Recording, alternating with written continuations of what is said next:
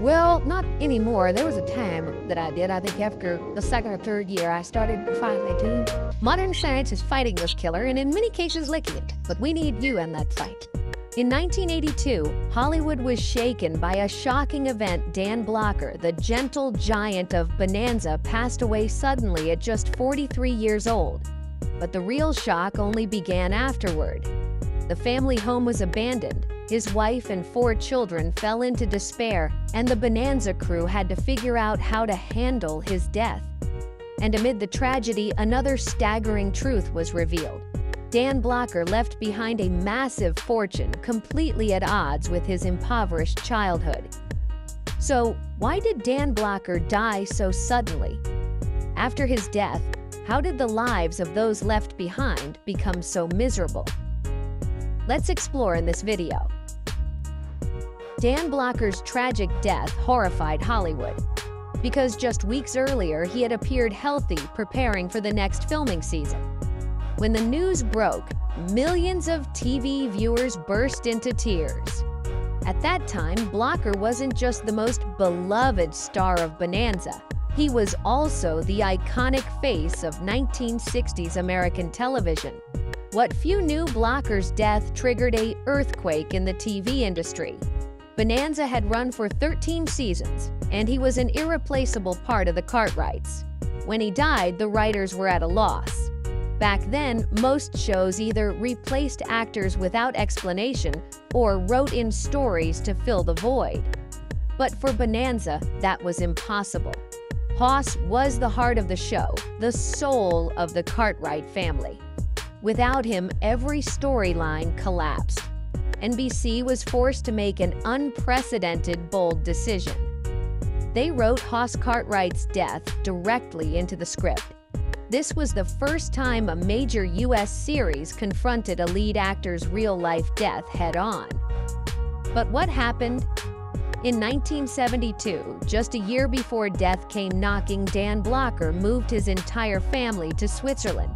This decision stemmed from his fierce opposition to the Vietnam War and a desire to find a peaceful place away from political controversies.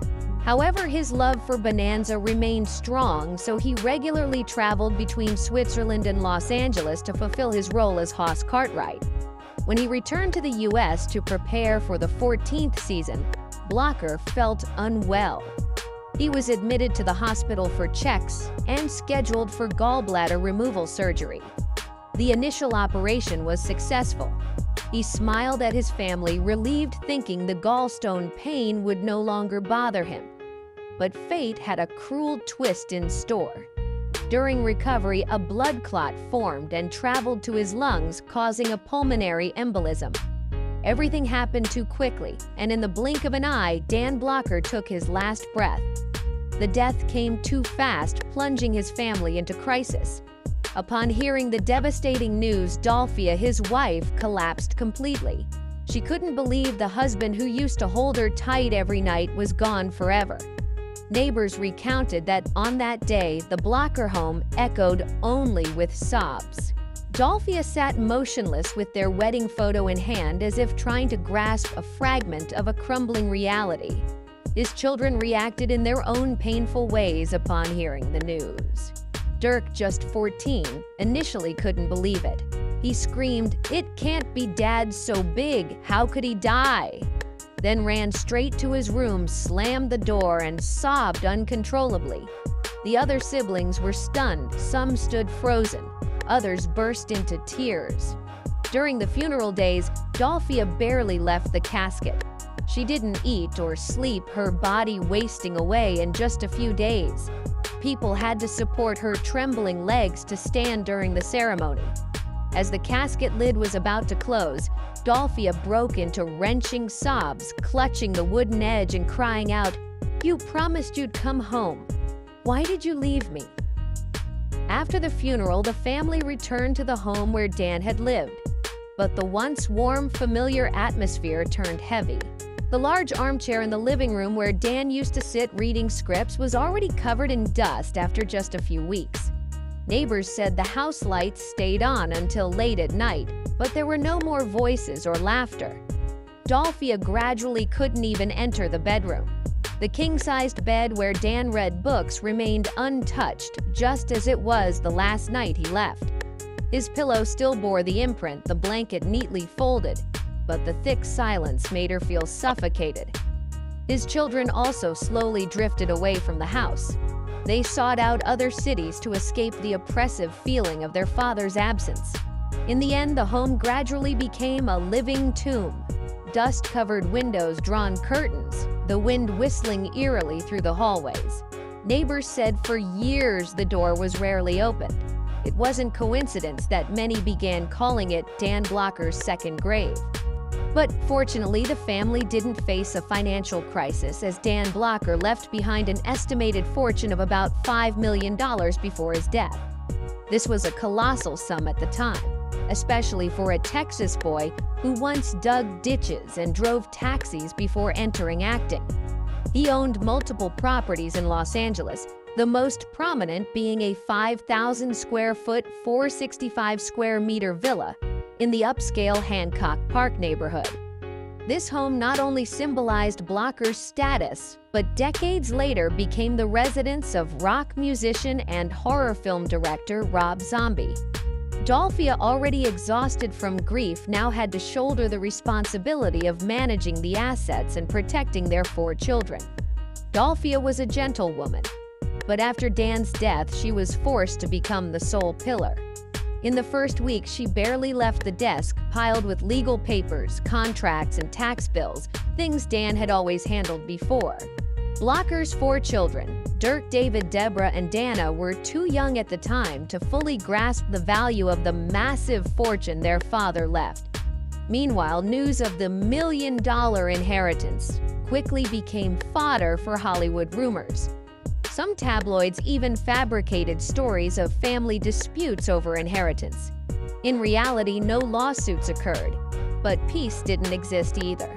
Dolphia faced temptations and even pressure from real estate brokers, eager to buy the homes and land Dan owned at a bargain. But the tragedy didn't end there. After Dan Blocker's sudden death, the Bonanza production team faced an unprecedented situation in U.S. TV history. They had to write the death of the character Hoss Cartwright directly into the script. This was a raw reflection of the cast and crew's real-life pain. The writers knew Bonanza couldn't pretend nothing happened. Audiences had bonded with Hoss for 13 years, and his off-screen death needed to be honored. Michael Landon, who played Little Joe and was a writer, suffered a double blow. Initially, he had scripted 2 opening episodes for the season Forever, centering on Hoss. But when Dan Blocker died, Landon had to overhaul the entire plot, shifting focus from Hoss to Little Joe. This was a heartbreaking decision, as Landon himself admitted no one could replace Dan. The result was one of the most tragic episodes in Bonanza history. In the show, Little Joe falls in love with Alice Harper and seems poised for a happy start when she becomes pregnant. But tragedy strikes when thugs hired by a ruthless gambler named Sloan beat Alice to death, shoot her brother, and burn down the house. Little Joe returns in despair, standing frozen as his world burns. This wasn't just Little Joe's story.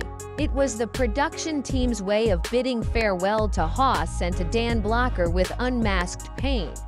Viewers cried with the characters, but really they were crying for Dan Blocker in real life. Yet there was one scene neither the cast nor audience would ever forget. When Ben and Joe visit the ashes where Alice's cabin once stood, they embrace and sob. But off-camera, everyone knew Michael Landon and Lorne Greene weren't acting. They were grieving their friend, brother, and colleague of over a decade. As the camera stopped, the set fell into heavy silence. Then everyone broke down, crying one by one. During breaks, the actors and crew often shared memories of Blocker, with laughter mixed with tears. Remember when Dan pranked the whole crew into 3 retakes? Or, wish he were here to hear this applause. The hardest moment was the first dining room scene without him. Previously, these shoots were joyful off-camera, thanks to Blocker's humor. He had a knack for timely jokes. But that day, as ever